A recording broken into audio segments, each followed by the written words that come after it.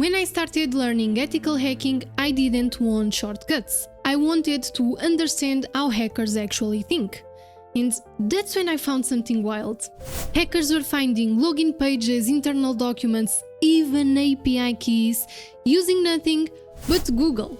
No Kali, no Burp Suite, no fancy tools, just search operators and the right mindset.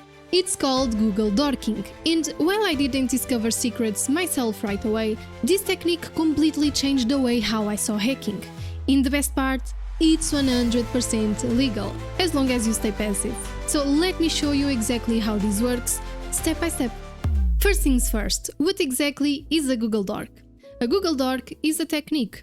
You are just using advanced search operators to find things on the internet that most people never see. But in the hands of a hacker, these simple tricks become recon tools.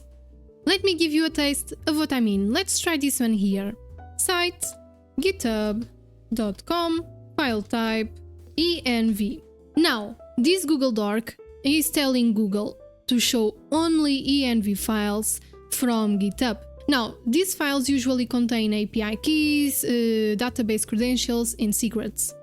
Is this legal? Yes, because you are not touching the data. These aren't theoretical, these are the exact type of dorks used in bug bounty hunting, in real-world security testing. So let's walk through a few powerful examples. For exposed login pages, we have in title, login, in URL, admin.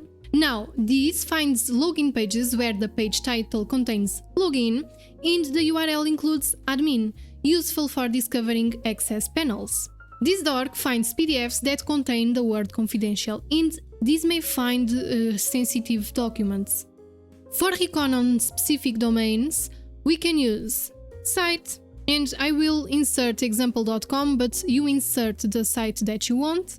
So example.com, and in URL, we can use, for instance, login.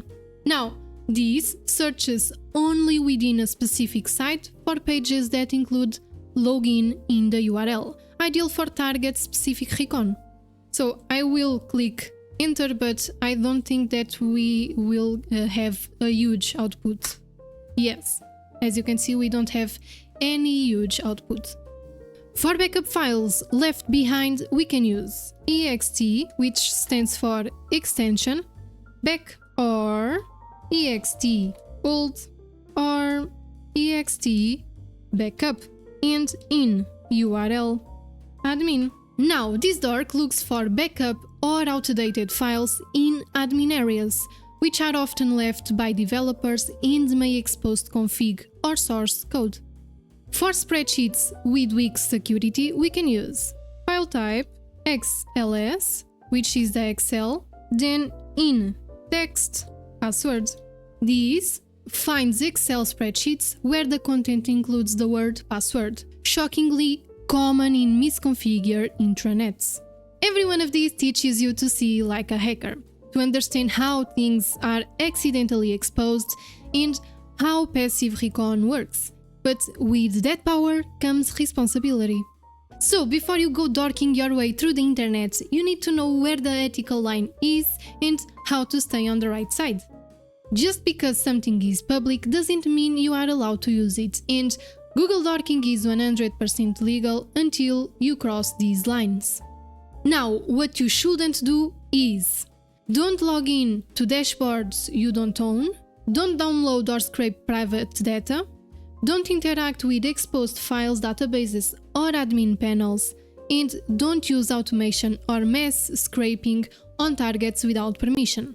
Now, what you can do is use it for recon on your own websites, explore it in legal hacking platforms, and use it for bug bounty programs that allow passive recon. If you are unsure whether something is allowed, don't use it. This video is for educational purposes only, and you are responsible for how you use this knowledge. Do you want to go deeper? I highly recommend this article from Yes We Hack. It breaks down how real hackers use Google Dorks for recon and gives practical insights for bug bounty beginners. I will leave the link in the description down below. And if you want to explore even more dorks, check out the ExploitDB Google hacking database, which is a massive collection of categorized Google dorks. Study it properly because it's gold. So now you've got the mindset and the methods, and you know how hackers use Google Dorks to find what others miss. But we are just getting started. In the next video, we are exploring one of the most overlooked and dangerous API vulnerabilities. It's the kind of bug that hides in plain sight. So hit that subscribe button and turn on the bell. Thank you for watching. See you next time. Stay curious and stay safe. Bye bye!